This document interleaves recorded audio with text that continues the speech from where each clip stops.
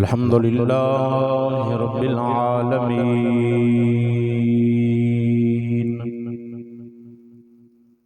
वल आक़िबतु लिल मुत्तक़ीन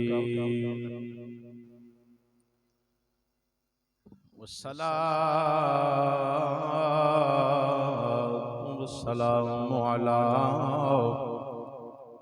सय्यिदिल अंबिया वल मुरसलीन व अला आलिहि व अस्हाबिहि व अहले बैतिहि अजमईन। अम्मा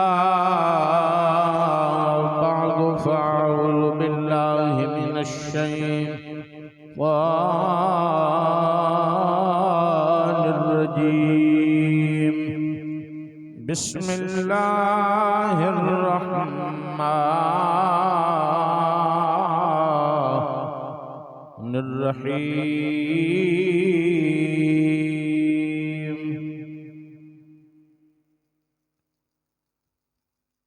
इज़ क़ाल लहू रब्बुहु अस्लिम क़ाल अस्लम्तु लिरब्बिल आलमीन।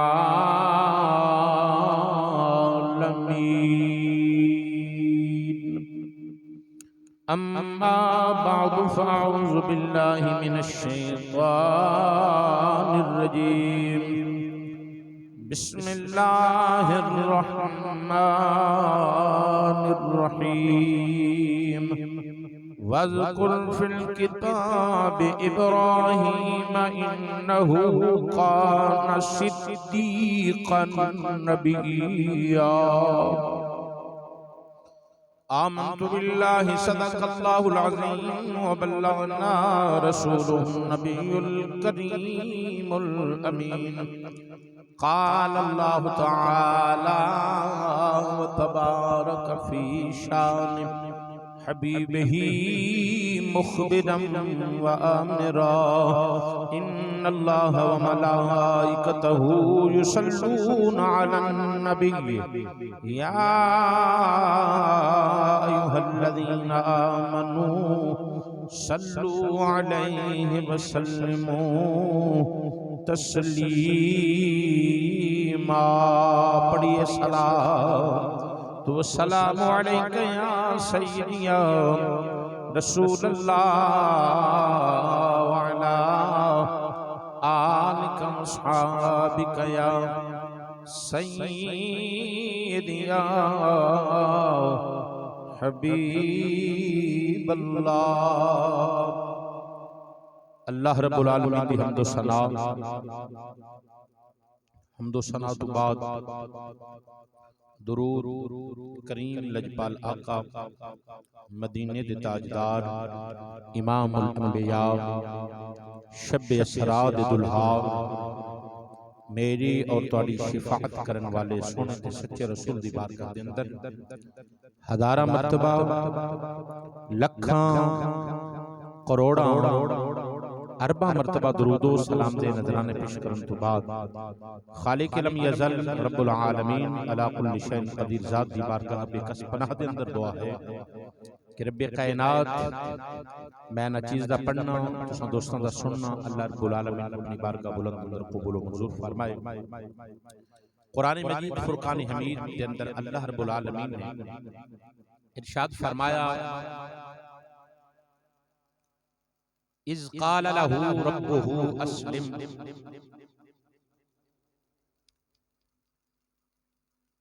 ऐ मेरे खलील मेरे सामने अपने सर को झुका दियो, अपनी जबीन झुका दियो, अपने सर को मेरी बारगाह के अंदर झुका दियो। तो हजरत इब्राहीम खलीलुल्लाह अला नबीना अलैहिस्सलातु वस्सलाम ने रब्बे कायनात दी बारगाह दे अंदर अपने सर नु झुका दिता। तो अल्लाह दा कुरान है लारैब किताब के अंदर रब्बे कायनात ने फरमाया कि आओ जरा कुरान सुनो और अपने ईमान मुताजा करो। रब्बुल आलमीन ने कुरान मजीद के अंदर इरशाद फरमाया, इज़ क़ाल लहू रब्बुहु अस्लिम क़ाल अस्लमतु लिरब्बिल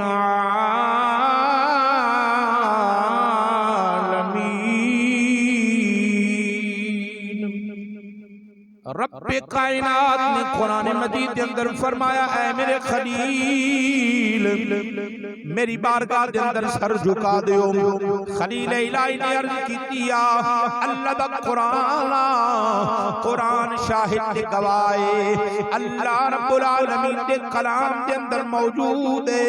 हज़रत खलील इलाही ने अर्ज की इज़ क़ाल लहू रब्बुहु अस्लिम क़ाल अस्लमतु लिरब्बिल आलमीन। अर्ज़ की थी, ऐ रब्बुल आलमीन, ऐ तमाम जहाना दे मालिक व खालिक, ऐ रब्बुल आलमीन तमाम जहाना दे मालिक दी बारगाह दे अंदर मैं अपने सारे नियाज़ नु झुका दिता। हज़रत इब्राहीम खलीलुल्लाह ने अपने सारे मुबारक नु झुकाया कि मैं झुकाया मुख्तसर अला अर्ज़ इख्तिसार नाल अर्ज़ करना वा। जदों नमरूद दे अग दे अंदर जान दी वारी आई आ, हज़रत इब्राहीम खलीलुल्लाह अला नबीना ने अल्लाह दी बारगाह दे अंदर सर झुका दिता। अर्ज़ की मौला जी में तेरी रज़ा है, खलील दी भी ओमे रज़ा है। मुख्तसर अल अर्ज़ आप हज़रत इब्राहीम खलीलुल्लाह अला नबीना अलैहिस्सलातु वस्सलाम जो वक्त आया वे खलील इलाही ने अल्लाह दी बारगाह के अंदर सर झुका दिता है। जदों हज़रत इस्माइल ज़बीहुल्लाह दी विलादत बा सादत हुई, रब्बुल आलमीन ने फरमाया, ऐ मेरे खलील अपने पुत्र नु ले जा, अपने घरवाली नु ले जा, दूर मकाम ते छोड़ के आ जिथे अज सफा मरवा ने इस मकाम ते हज़रत इब्राहीम ने छोड़या।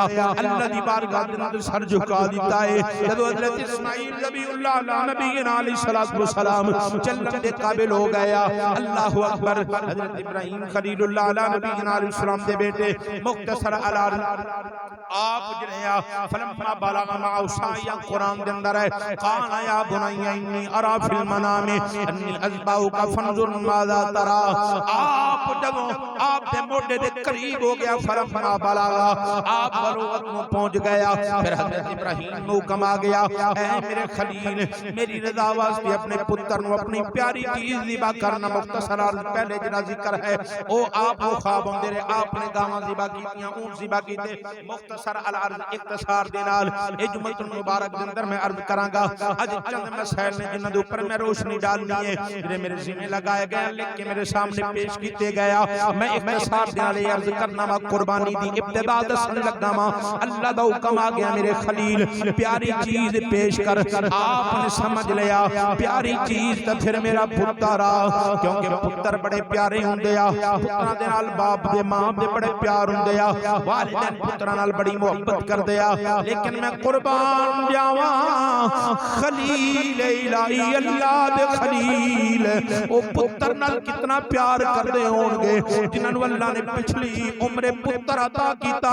80 या 90 साल दी उम्र दे अंदर अल्लाह ने पुत्र अता कीता। खलील इलाही अपने पुत्र नाल प्यार करदे होणगे, पर जदों रब कायनात दी मुहब्बत आई आ, रब करीम दा हुक्म आया है, उदों औलाद दी मुहब्बत हेच हो गई आ। खलील इलाही ने अर्ज कीतियां, मौला जिवें तेरी रज़ा तेरा खलील भी राजी है, मैं तेरी रज़ा दी अपना पुत्र कुर्बान कर देंगा।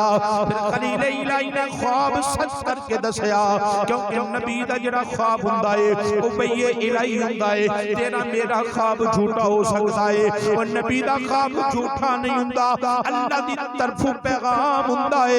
हज़रत खलील ने इलाही खलील इलाही ने ख्वाब वेख्या है, उस ख्वाब दी ताबीर आपने करके के दस दिती आ अपने पुत्र दी गर्दन दे ऊपर छुरी चला के दसिया ए खलील इलाही ने दसिया है ओ दुनिया वालेओ आन वालेओ अगर रब इम्तिहान ले फिर औलाद पीछे कर देना रब दी मोहब्बत पहले होवेगी रब दा फरमान पहले होवेगा हजरत इब्राहिम ने गर्दन दे ऊपर छुरी चलाई आ ए जरा मसला पूछया गया कि कुर्बानी दी इब्तिदा कदों हुई आ ए मैं अर्ज कर दित्ती आ कि कुर्बानी दी इब्तिदा खलील इलाही ने कीती आ अपने पुत्र दी गर्दन ते छुरी चला के कीती आ रब्बुल आलमीन ने फरमाया ए मेरे खलील असां तेरा इम्तिहान कबूल कर ले आए असां तेरी कुर्बानी कबूल कर लईए असां तेरे इम्तिहान को कबूल कर ले आए असां तेरा पुत्र नहीं सी लेना चाहते असां ते जग नूं विखाना चाहते सा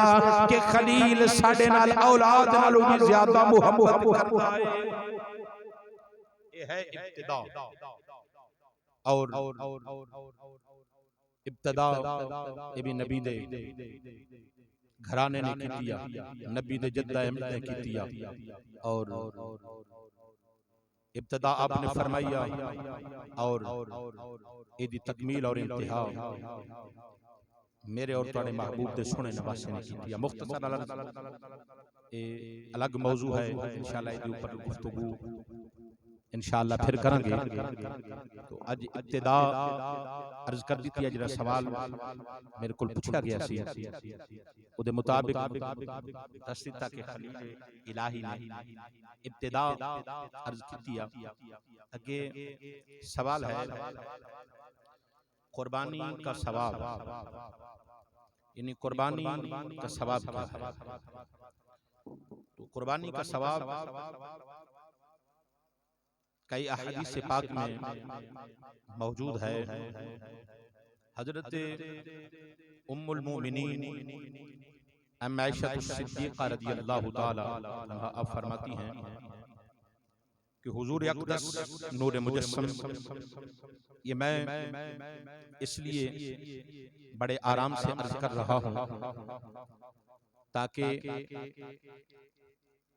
खिताब जो होता है उसमें सुर और शेर व शायरी हो जाती है और खिताब का एक अपना अंदाज होता है लेकिन ये हैं मसाइल और इनको आपने समझना है इसलिए मैं बड़े ही आराम से ये गुफ्तगू करने लगा हूँ आपको बताने लगा हूँ कि सवाब ये सवाल कुर्बानी का सवाब क्या है उम्मुल मोमिनीन हजरत अम्मा आयशा सिद्दीक़ा फरमाती हैं कि हुजूर अक़दस नूर मुजस्सम अहमद मुज्तबा जनाब मोहम्मद मुस्तफ़ा सल्लल्लाहु अलैहि वसल्लम ने फरमाया यौमुन नहर यानी 10वें ज़िलहज में इब्ने आदम का कोई अमल अल्लाह के नजदीक खून बहाने यानी कुर्बानी करने से ज्यादा प्यारा नहीं और वो जानवर क़यामत के दिन अपने सींग बाल और खुरों के साथ आएगा और कुर्बानी का खून जमीन पर गिरने से पहले अल्लाह के नजदीक मकाम कबूलियत में पहुंच जाता है लिहाजा कुर्बानी को खुशदिली से करना चाहिए इसे मोहब्बत से करना चाहिए कि कुर्बानी तो वो कुर्बानी है कि जिसको करने के लिए खलील इलाही ने अपना बेटा अल्लाह की राह में पेश कर दिया लेकिन खल्लाक के कायनात ने बेटा भी बचा दिया इम्तिहान भी कबूल कर लिया और बेटे की जगह एक ज़िबहा एक दुम्बा भी ज़िबहा जो जन्नत से आया जिब्रील अमीन लेके आए बड़ा ज़िबहा जो पेश किया गया उसकी गर्दन के ऊपर छुरी चलाई गई कुर्बानी भी हो गई बेटा भी बच गया और इम्तिहान भी मुकम्मल हो गया। कुर्बानी हमें तो बेटों का हुक्म नहीं है ना, वो खलील इलाही थे जिनको हुक्म हुआ। आए तो साहिबे साद जो लोग हैं, साहिबे निसाब लोग हैं, मालिक निसाब लोग हैं, वो भी कुर्बानी से पीछे हटते हैं। आए तो हम जानवर ज़िबा नहीं कर सकते। हजरत इब्राहीम की सुन्नत मुबारका और जनाब रसूल अरबी की सुन्नत मुबारका हम पीछे हटते हैं।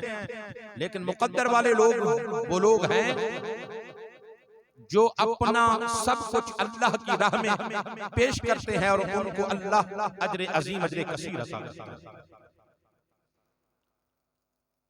हजरत इमाम हसन बिन अली रज़ियल्लाहु ताला अन्हु आप रवायत करते हैं कि रसूलुल्लाह सल्लल्लाहु अलैहि वसल्लम ने फरमाया, जिसने खुश दिली से तालिब सवाब होकर कुर्बानी की वो जहन्नम की आग से आजाद हो गया, वो निजात पा गया जहन्नम की आग से। देखिए कितना बड़ा जो सवाब है। ये जो सवाल है मैं उसके मुताबिक अर्ज कर रहा हूँ कि कुर्बानी करने में क्या सवाब है। आगे इब्न अब्बास रज़ियल्लाहु ताला अन्हु रवायत करते हैं, सरकार दो आलम शफी मुअज़्ज़म सल्लल्लाहु अलैहि वसल्लम ने इरशाद फरमाया, जो रुपया ईद के दिन अल्लाह रब्बुल आलमीन की रजा के लिए ईद के दिन कुर्बानी में खर्च किया गया, उससे ज्यादा कोई भी रुपया प्यारा नहीं है। ये तिबरानी शरीफ है। और हजरत ज़ैद बिन अरकम रज़ियल्लाहु ताला से मरवी है, सहाबाए किराम रिज़वानुल्लाह अलैहिम अजमईन ने अर्ज किया, रसूल अल्लाह सल्लल्लाहु अलैहि वसल्लम ये कुर्बानियां क्या हैं जो मैं पहले अर्ज कर चुका हूं। फरमाया मेरे आका ने कि ये तुम्हारे बाप इब्राहीम अलैहिस्सलाम की सुन्नत है। लोगों ने अर्ज किया, रसूल अल्लाह हमारे लिए इसमें क्या सवाब है। फरमाया हर बाल के मुकाबिल नेकी है। और ऊन का क्या हुक्म है, अर्ज की। फरमाया ऊन के हर बाल के बदले में भी नेकी है। इब्न माजा शरीफ में है।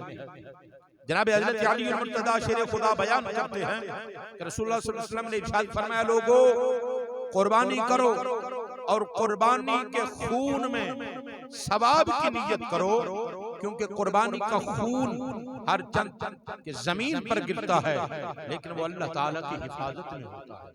में चाहिए और ये भी याद रखना, मेरे आका ने फरमाया क़यामत वाले दिन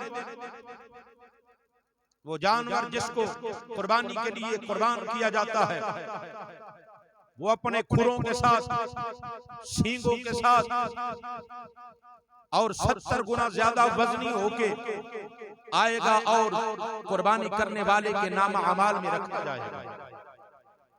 कितना बड़ा जो सवाब है कि हर बाल के बदले में नेकी है, और वो जानवर 70 गुना ज्यादा वजनी होके क़यामत वाले दिन उसके नाम अमाल में रखा जाएगा।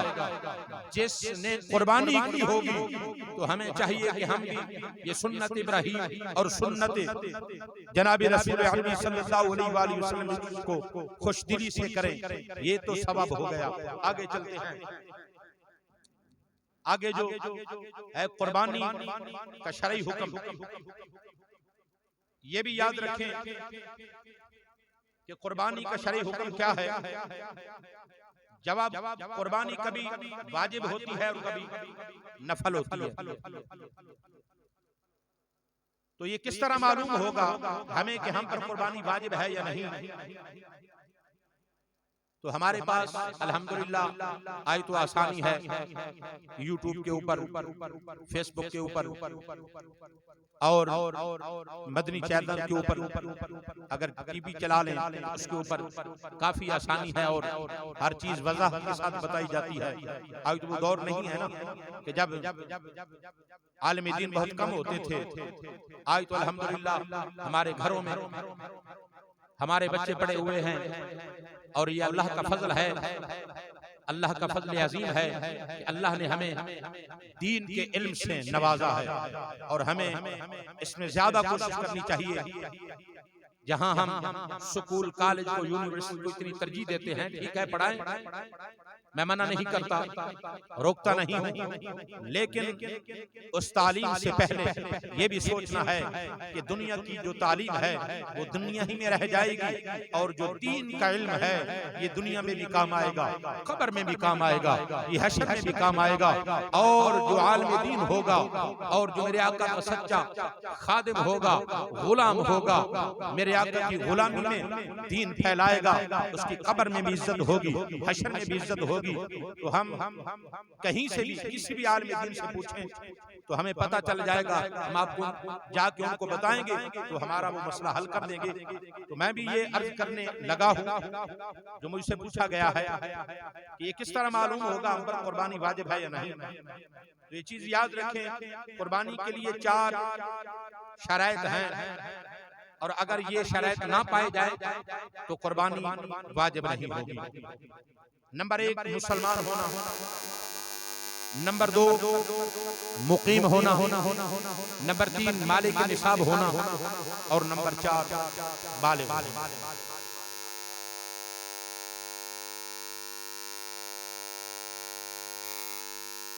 जरा और से सुनिए, मुसलमान पर कुर्बानी वाजिब है, मुकीम पर वाजिब है, मुसाफिर पर वाजिब नहीं। मुकीम होना चुनाचे मुसाफिर पर वाजिब नहीं।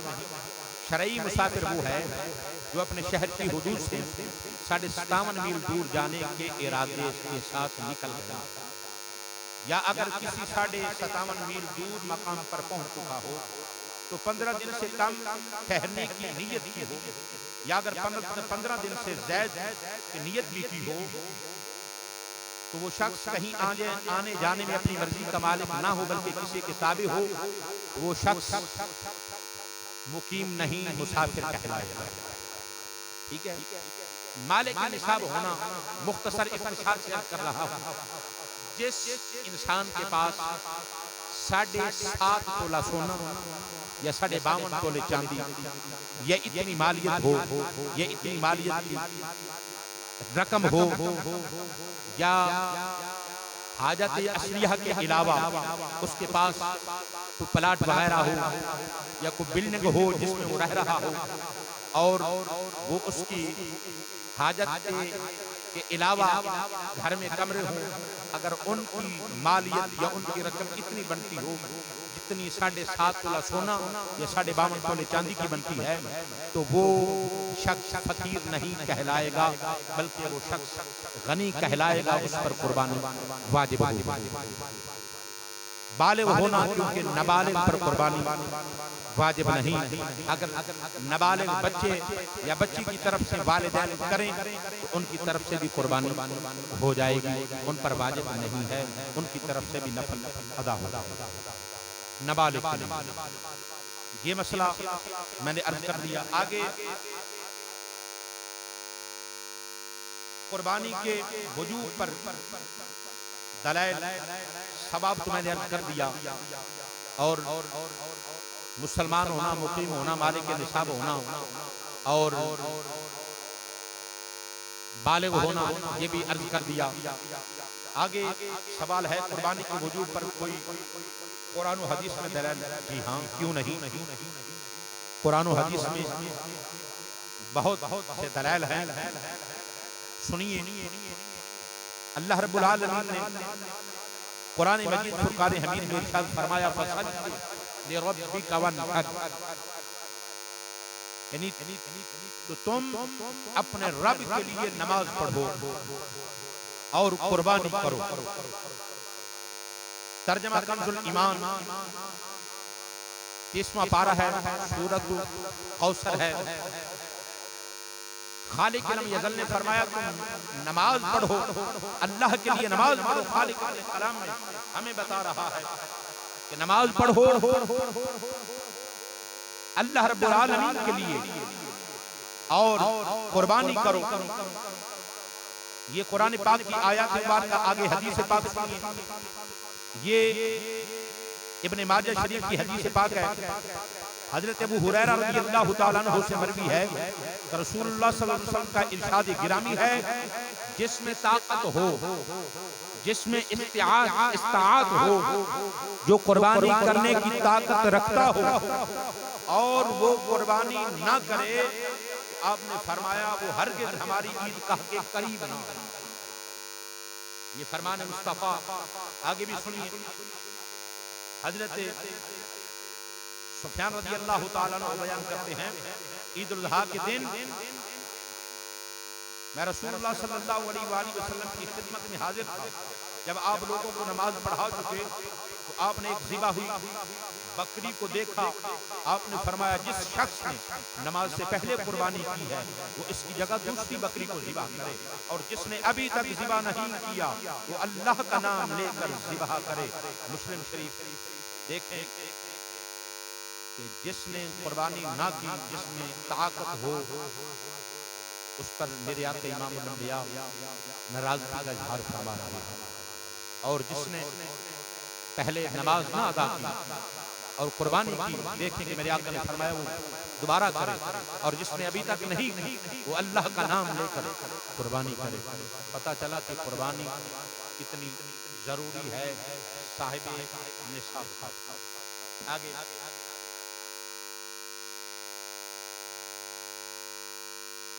फकीर और औरतों पर कुर्बानी क्या वाजिब होती है या नहीं?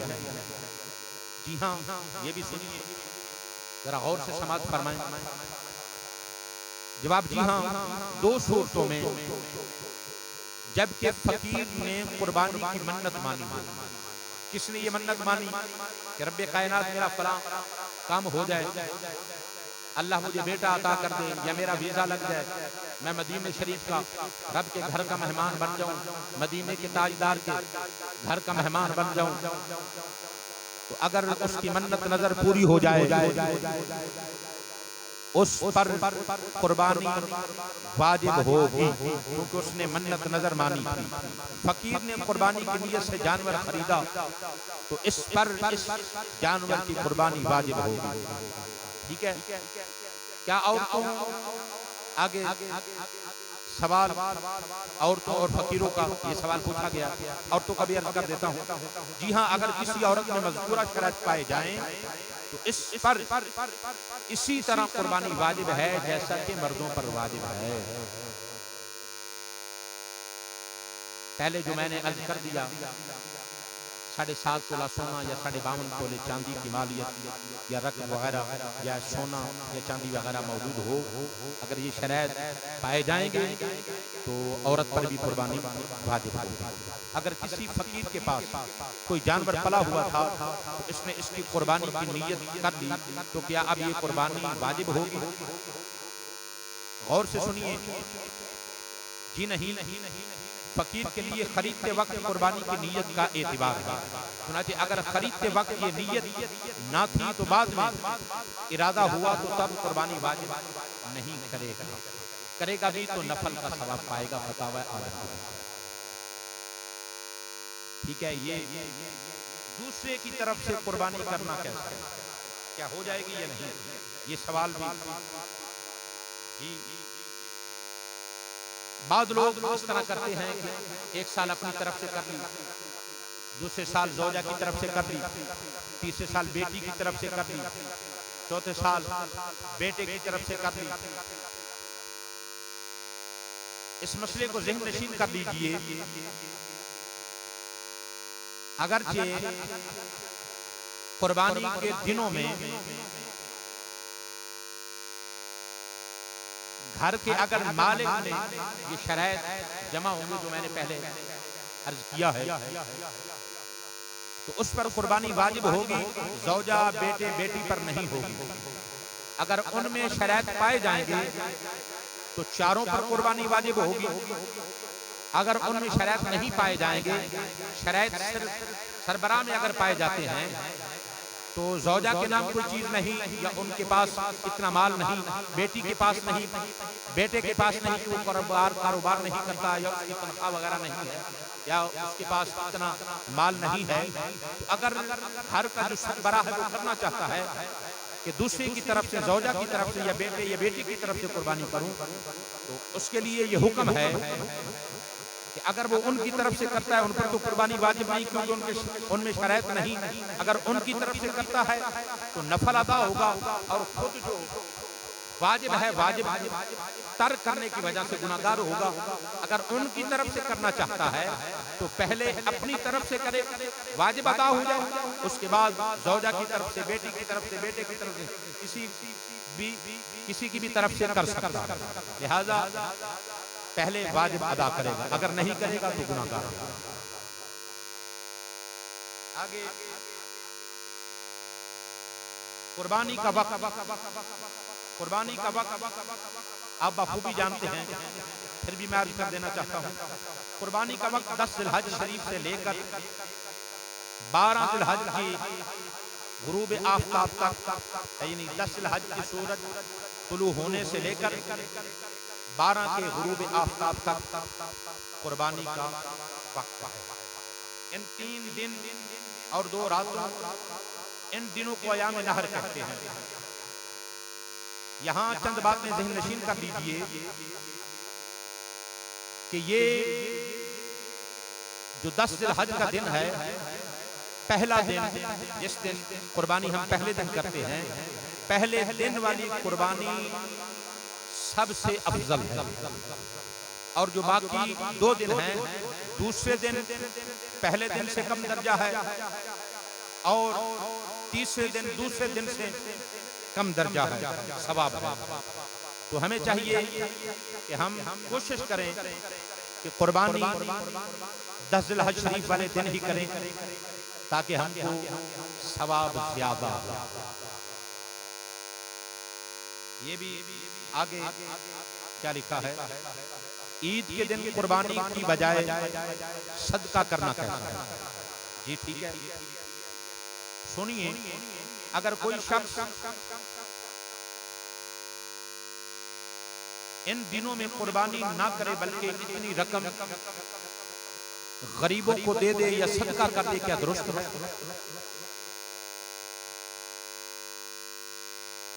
सुनिए, वो शख्स 2 हाथ से खाली ना हो। अगर गनी है तो यकीनन सदका करने से वाजिब अदा ना होगा, कुर्बानी ही करनी होगी। अगर फकीर है, अगर इस पर कुर्बानी वाजिब नहीं, लेकिन इसके लिए भी कुर्बानी करना ही अफजल है, क्योंकि रहमत आलम सल्लल्लाहु अलैहि वसल्लम ने इरशाद फरमाया, जो रुपया ईद के दिन कुर्बानी में खर्च हो गया, उससे कोई ज्यादा पैसा प्यार नहीं है। इब्रानी शरीफ। आगे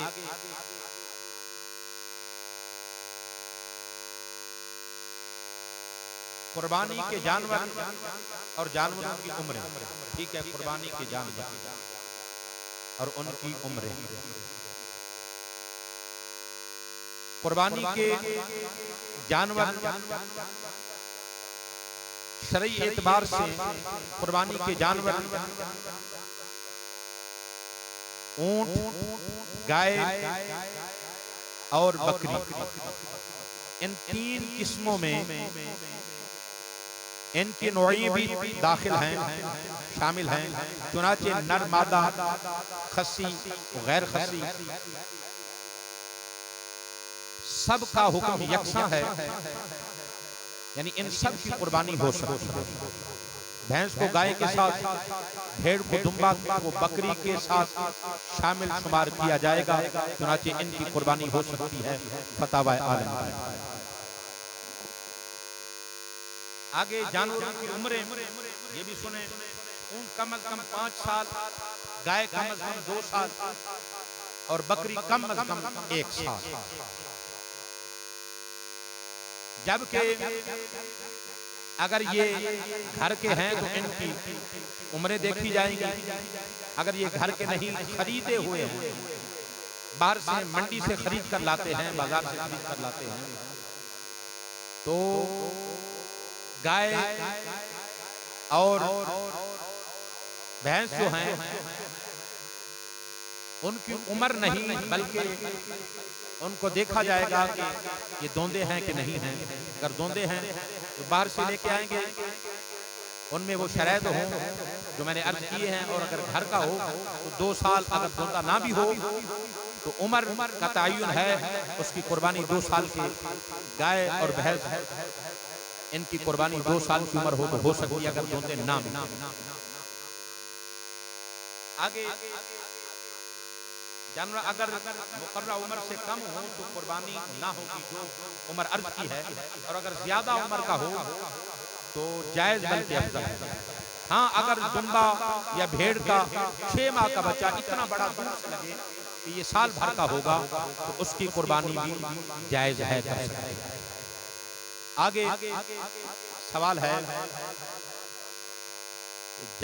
कुर्बानी के जानवरों की खुसूसियत। जी ठीक है।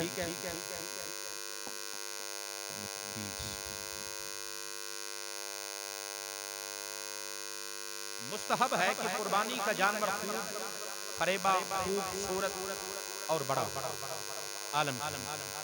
हजरत बक़िया रज़ियल्लाहु ताला अन्हु रवायत करते हैं कि रसूल सल्लल्लाहु अलैहि वसल्लम ने इरशाद फरमाया, अल्लाह ताला के नजदीक ज्यादा पसंद कुर्बानी वो है जो ज्यादा खूबसूरत, महंगी और फरेबा हो, क्योंकि खालिक खुद भी हुस्न वाला है, जमाल वाला है, वो खुद भी सोहना है, हसीन है, जमील है, वो खुद भी सोहना, हसीन और जमील है और सोहनी चीज को पसंद करता है।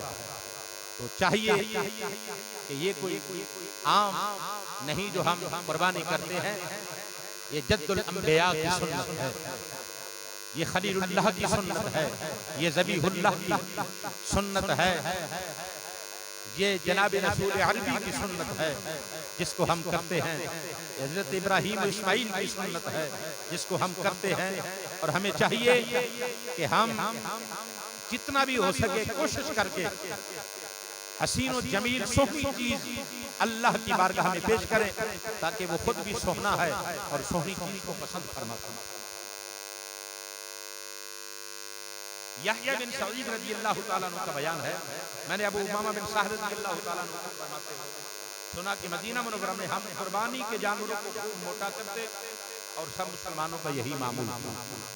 आगे कौन कौन से वो उयूब हैं जो जानवर में पाए जाएं तो कुर्बानी ना होगी, ये भी जरा गौर से सुनिए। मुख्तसर इख्तिसार से अर्ज करता हूं, सुनिए गौर से। नंबर 1, जिसकी नाक कटी है, ये उयूब हैं जिनसे कुर्बानी ना होगी। जिसकी नाक कटी हो। नंबर 2, अंधे और काने की। नंबर 3, जिसके पैदाइशी दोनों या एक कान ना हो, छोटे कानों वालों की जायज। जिसका कान तिहाई यानी तीसरे हिस्से से ज्यादा कटा हो, इसकी कुर्बानी भी ना हो। तिहाई से कम हो तो कुर्बानी हो जाए।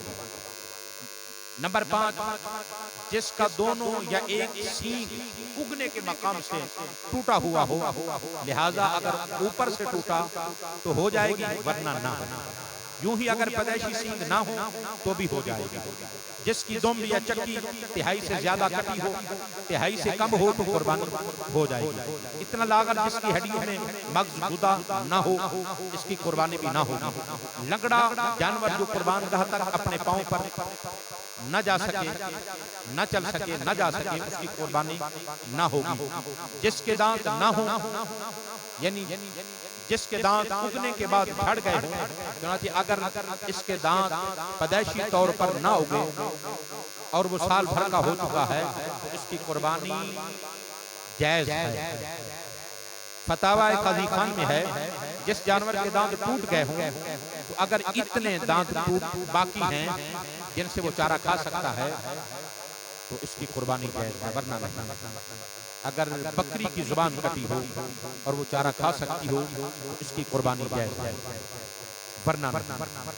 जिस बकरी का एक थन या गाय के 2 थन कटे हों या खुश्क हो, इनकी कुर्बानी भी नहीं हो सकती। जिस जानवर में इस हद तक जुनून हो कि वो चरता भी ना हो, उसकी कुर्बानी भी ना हो। गौर से सुनिए और इनको ज़हन नशीन कर लीजिए। आगे ये जानवरों के जो अयूब हैं मैंने अर्ज किए हैं। जब भी आप दोस्त बुजुर्ग भाई जानवरों को खरीदने के लिए जाएं तो ये मसले अपने जहन में रखें, इनको ज़हन नशीन कर लीजिए और कुर्बानी के जानवर को अच्छे तरीके से देख कर खरीदें। अगर हम अपने लिए कुछ चीज़ खरीदते हैं ना बाजार से, तो कपड़ा वगैरह, जूता वगैरह, कोई भी चीज़ लेते हैं घर के इस्तेमाल के लिए अगर कोई, तो हम उसे बार बार देखते हैं कि ये इसमें कोई नक्श तो नहीं है, ये ख़राब तो नहीं है, ये हल्का तो नहीं है, हम बार बार देखते हैं।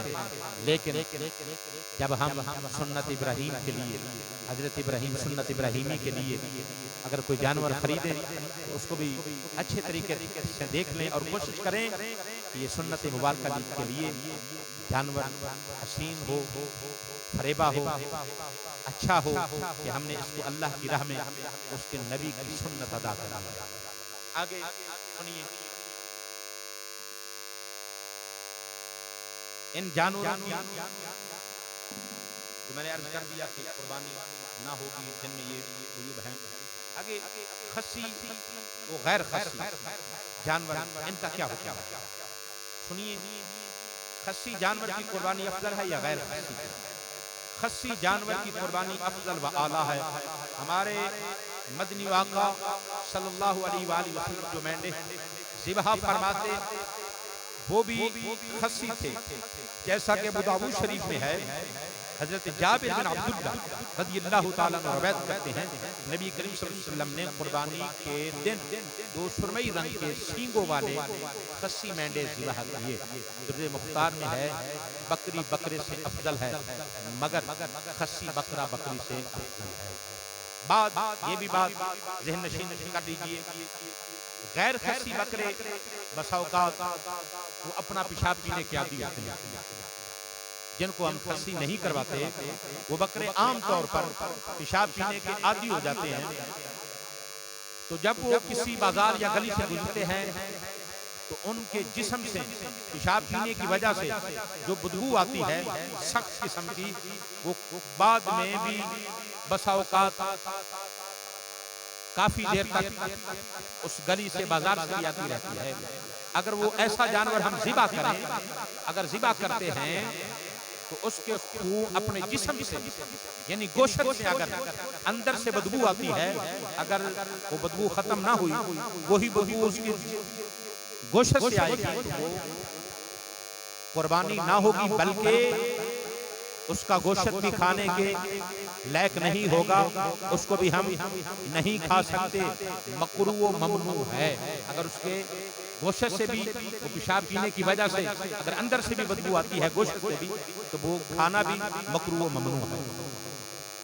ठीक है, आगे खस्सी व गैर खस्सी इसकी तारीफ कर दी है। आगे है ज़िबह का तरीका और दीगर मसाइल, ये भी सुनिए। ज़िबह का तरीका ये आम तौर पर हम गलती करते हैं, अमूमन ये हमें गलती पाई जाती है। ये हमें भी और कसाई साहबान को भी ये बात जहन में रखनी चाहिए, कुर्बानी को अपने हाथ से ज़िबा करना अफजल है या कसाई से। ये सुनिए, फतावा अल-मुफीदी में है बेहतर है कि अपनी कुर्बानी अपने हाथ से करे, अगर अच्छी तरह ज़िबा करना जानता हो। अगर अच्छी तरह ज़िबा ना करना जानता हो तो दूसरे को हुक्म दे और बवक्त कुर्बानी उसका वहाँ हाजिर होना ज़रूरी है। ठीक है, हमारे प्यारे आपका इमाम अल-अंबिया ने खुद अपने दस्ते मुबारक से जानवर ज़िबा फरमाया, जैसा कि बुखारी शरीफ में है। हज़रत अनस रज़ियल्लाहु ताला अन्हु फरमाते हैं रसूल सल्लल्लाहु अलैहि वसल्लम ने दो कब्रे दुम्बों की कुर्बानी की, बस मैंने देखा कि आपने अपना कदम मुबारक उनके पहलों पर रखा, बिस्मिल्लाह और तकबीर पढ़ी, फिर अपने दस्ते अक़दस से दोनों को ज़िबा फरमाया। ठीक है, ये बात आपने समझ ली। आगे मालूम हुआ कि खुद अपने हाथ से ज़िबा करना सुन्नत मुस्तफ़ा है, सुन्नत मुबारक। और ज़िबह करने का सुन्नत के मुताबिक तरीका क्या है? ठीक है, तो वक्त ज़िबह किन चीज़ों का ख्याल रखना चाहिए? मुस्तहब ये है कि जानवर को लिटाने से पहले छुरी तेज कर लें, लिटाने के बाद तेज करना मकरूह है। कुर्बानी से पहले जानवर को चारा पानी दें, यानी भूखा प्यासा ज़िबा ना करें। एक जानवर को दूसरे जानवर के सामने ज़िबा ना करें। जानवर को बाएं पहलू पर और इस तरह लिटाएं कि इसका मुंह किबला की तरफ हो जाए। और ज़िबा से पहले ये दुआ भी पढ़ लें, इन्नी वज्जहतु वजहिय लिल्लज़ी फ़तरस समावाति वल अर्द हनीफ़न वमा अना मिनल मुशरिकीन इन्न सलाती व नुसुकी व महयाया व ममाती लिल्लाहि रब्बिल आलमीन ला शरीका लहू व बिज़ालिका उमिरतु व अना मिनल मुस्लिमीन अल्लाहुम्मा लका व मिनका बिस्मिल्लाह अल्लाहु अकबर। इसे पढ़कर ज़िबा कर दें। कुर्बानी अपनी तरफ से हो तो ज़िबह के बाद ये दुआ भी पढ़ें, अल्लाहुम्मा तक़ब्बल मिन्नी कमा तक़ब्बलता मिन खलीलिका इब्राहीम अलैहिस्सलाम व हबीबिका मुहम्मदिन सल्लल्लाहु अलैहि व आलिहि वसल्लम। ये आ गया मसला आगे। हलाल जानवरों में कितनी चीजें और कौन सी चीजें हैं जिनका खाना हराम है? ठीक है, ये भी सुनिए। एक चीज ऐसी है जिसको कुरान करीम फुरकान हमीद नशे कतई से हराम करार दिया गया है। वो जो जानवर के गले पर जब छुरी चलती है तो जानवर के गले से जो खून निकलता है वो न इस्तेमाल कर सकते हैं न पी सकते हैं। उसको कुरान में इन्नमा हर्रम अलैकुमुल मैतता वद्दम व लहमल खिंजीर वमा उहिल्ल बिही लिगैरिल्लाह। अल्लाह के कुरान में खालिक लम यज़ल की लारायत किताब ने हुक्म दिया है कि वो हराम है। और 6 चीजें ऐसी हैं जिनको मेरे आका इमामुल अंबिया सल्लल्लाहु अलैहि व आलिहि वसल्लम ने